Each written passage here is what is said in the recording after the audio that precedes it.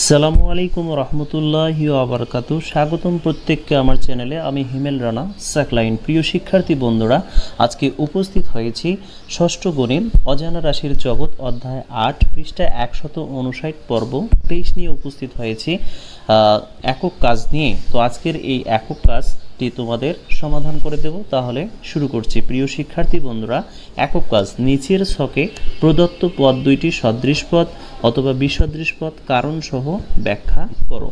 তো আমরা বিষয়টা হচ্ছে এরকম যে আমাদের এখানে দুটি ক্রমিক নম্বর সমাধান করে দেওয়া আছে। এগুলোর আলোকে পরবর্তী ক্রমিক নম্বরগুলোকে সমাধান করতে হবে। তো প্রিয় শিক্ষার্থী বন্ধুরা, পদ জোড়া এখানে এক জোড়া পদ দেওয়া আছে, একটা হচ্ছে 3x আর একটা হচ্ছে 4x। তো এটা অবশ্যই সদৃশ। তো উৎপাদকে বিশ্লেষণ বলতে উৎপাদকে আমরা এদের উৎপাদক দেখাবো যে 3, x আবার 4, x। তাহলে সদৃশ না বিসদৃশ? সদৃশ পদ। কেননা আমরা দেখতে পাচ্ছি যে দুইটা পদের মধ্যে x আছে, কিন্তু পার্থক্য শুধু রয়েছে সাংখ্যিক সহগে। তো আমরা সংজ্ঞা থেকেই জানি যে এক বা একাধিক বীজগণিতীয় রাশির অন্তর্ভুক্ত যেসব পদের একমাত্র পার্থক্য রয়েছে সাংখ্যিক সহগে, এদের সদৃশ পদ বলা হয়। তার মানে এটা হচ্ছে সদৃশ পদ। যৌক্তিক কারণ হচ্ছে উভয়ের বীজগণিতীয় উৎপাদক একই, অর্থাৎ যে সকল পদের বীজগণিতীয় উৎপাদক একই তাদেরকেই কিন্তু সদৃশ পদ বলা হয়। আর যে সকল পদের উভয়ের বীজগণিতীয় উৎপাদক ভিন্ন, সেটা হচ্ছে বিসদৃশ পদ।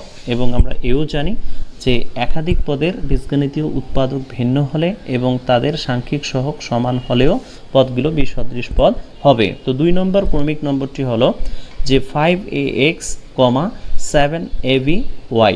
তো এখানে দুইটা পদ আছে। পদগুলোর উৎপাদক, প্রথম পদের উৎপাদক হচ্ছে 5, a, x, দ্বিতীয় পদের উৎপাদক হচ্ছে 7, a, b, y। তার মানে এটা হলো বিসদৃশ পদ। কেননা উভয়ের বীজগণিতীয় উৎপাদক ভিন্ন।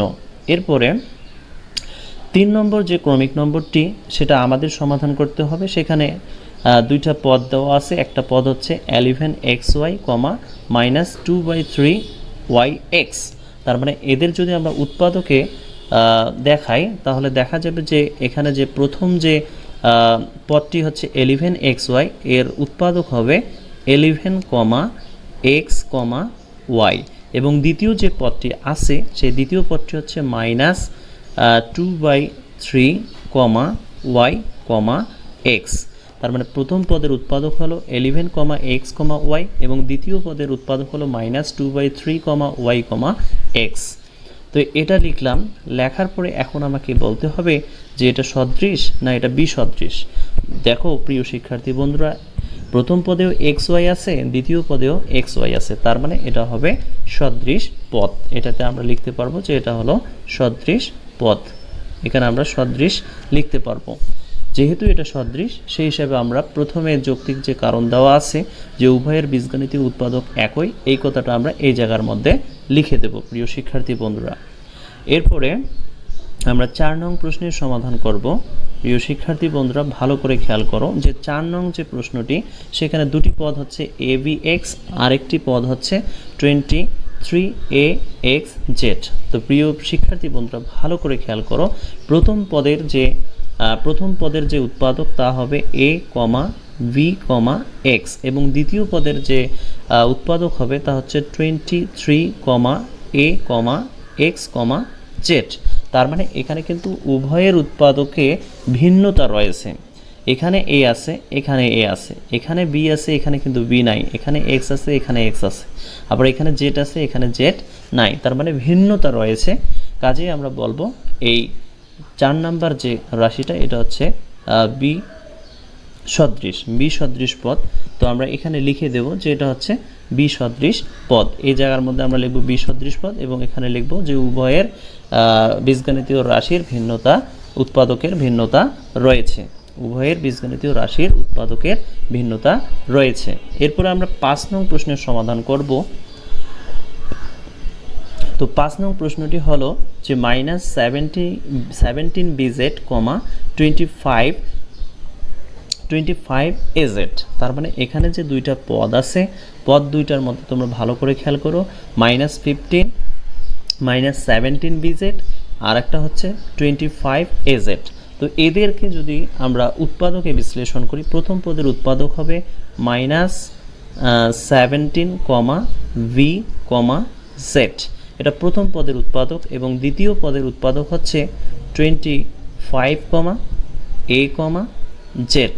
তো এই হচ্ছে 5 নং প্রশ্নের দুইটা পদের উৎপাদকে বিশ্লেষণ। তার মানে দেখো যে এখানে ভি আছে, এখানে ভি নাই, এখানে জেড আছে, এখানেও জেড আছে, আবার এখানে আছে, ওখানে এ নাই। তার মানে এদের মধ্যে যে উৎপাদক, সেই উৎপাদকের মধ্যে ভিন্নতা রয়েছে। কাজে এটাকে আমরা কি বলতে পারবো, এই জায়গার মধ্যে আমরা লিখব, এই জায়গার মধ্যে আমরা কি লিখব, যে ভি সদৃশ, এবং এটার মধ্যে লিখব উভয়ের বীজগণিতীয় উৎপাদক ভিন্ন। এরপরে আমরা 6 নং প্রশ্নের সমাধান করব। 6 নং প্রশ্নে যে দুটি পদ দেওয়া আছে, প্রথম পদটি হচ্ছে 4x। তো 4xকে যদি আমরা উৎপাদকে বিশ্লেষণ করি তাহলে 4, x, এবং দ্বিতীয় যে পদটি রয়েছে 12y, একে যদি আমরা উৎপাদকে বিশ্লেষণ করি তাহলে 12, y পাচ্ছি, 12, y পাচ্ছি কিনা। তো প্রিয় শিক্ষার্থী বন্ধুরা, এখানেও কিন্তু পার্থক্য লক্ষ্য করা যাচ্ছে, যে এখানে x আছে, এখানে x নাই, এখানে y আছে, এখানে y নাই। তার মানে অমিল পাওয়া যাচ্ছে, ভিন্নতা পাওয়া যাচ্ছে, উৎপাদকের মধ্যে ভিন্নতা রয়েছে। এই ভিন্নতা থাকার কারণে এটাকেও আমরা বলবো যে এই পদটি হচ্ছে একটি বিসদৃশ পদ, উভয়ের বীজগণিতীয় রাশির উৎপাদক ভিন্ন। এরপরে আমরা 7 নং প্রশ্নের সমাধান করব। তো 7 নং প্রশ্নটি হচ্ছে P A V Q B A. তো এখানেও কিন্তু ভিন্নতা রয়েছে, কারণ প্রথম যে পদ সেটা হচ্ছে পি এ ভি, এর উৎপাদক হবে পি, এ, ভি। দ্বিতীয় যে পদটি হলো তা হচ্ছে কিউ ভি এ, এর উৎপাদকে বিশ্লেষণ করলে কিউ, ভি, এ পাবো। তার মানে এখানে দেখো এর মিল আছে, ভির মিল আছে, কিন্তু পি কিউ এর মধ্যে মিল নাই। তার মানে ভিন্নতা রয়েছে, বিধায় এটাকেও আমরা কি বলবো, যে এটা একটা বিসদৃশ পদ, এবং উভয়ের বীজগণিতীয় রাশির উৎপাদকের ভিন্নতা রয়েছে। এটি হচ্ছে যৌক্তিক কারণ। এরপরে সর্বশেষ যে প্রশ্নটি তা হলো যে 7/9 mn - 13 nm। তার মানে এখানে দুইটা যে পদ আছে, এই পদ দুইটার প্রথম যে পদ সেটা হচ্ছে কি 7/9 mn। তো এর উৎপাদকে যদি আমরা প্রকাশ করি তাহলে পাবো 7/9, m, n। এরপরে -13 nm, এটাকে যদি আমরা উৎপাদকে বিশ্লেষণ করি তাহলে 13, n, m পাবো। তো দেখো যে এখানে কিন্তু আমরা যে জিনিসটা খেয়াল করতে পাচ্ছি, যে বীজগাণিতিক যে পদগুলো আছে, এই পদের উৎপাদকগুলোর মধ্যে কিন্তু মিল পাওয়া যাচ্ছে। m এখানেও আছে, এখানেও আছে, n এখানেও আছে, এখানেও আছে। তো পার্থক্য তো সাংখ্যিক সহগে থাকবেই।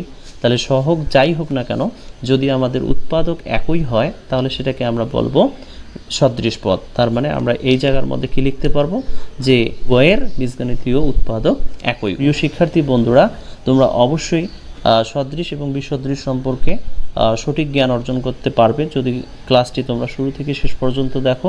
তো ভালো থাকবে, সুস্থ থাকবে, দেখা হবে পরবর্তী ক্লাসে। আসসালামু আলাইকুম ওয়া রাহমাতুল্লাহি ওয়া বারাকাতুহু।